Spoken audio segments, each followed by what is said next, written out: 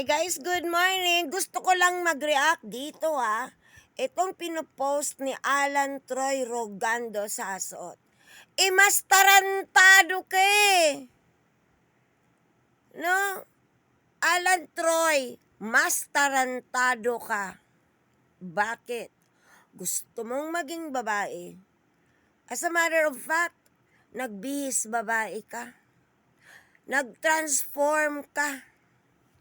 Oo, nag-transgender ka pa nga, di ba?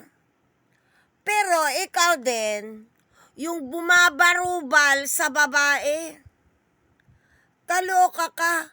Basta lang, mailagay mo, maipasok mo, yung kabastusan na ginagawang normal ng mga Duterte clone, na ginagawang normal ng mga DDS supporter, ng mga panatikong kagaya mo, ng mga bayad na panatikong kagaya mo, para lang ma-enhance, masuportahan ang kamanyakulan ng Mangkanor na si Digong.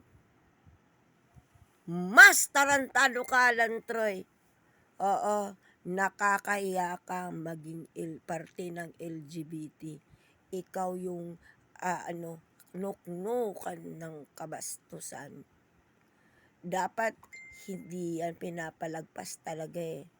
Ann Curtis, shout out. Bigyan mo to ng leksyon para may magkatatlong warrant na to. Ina mo ka sa Asot. Ina mo ka. Good morning.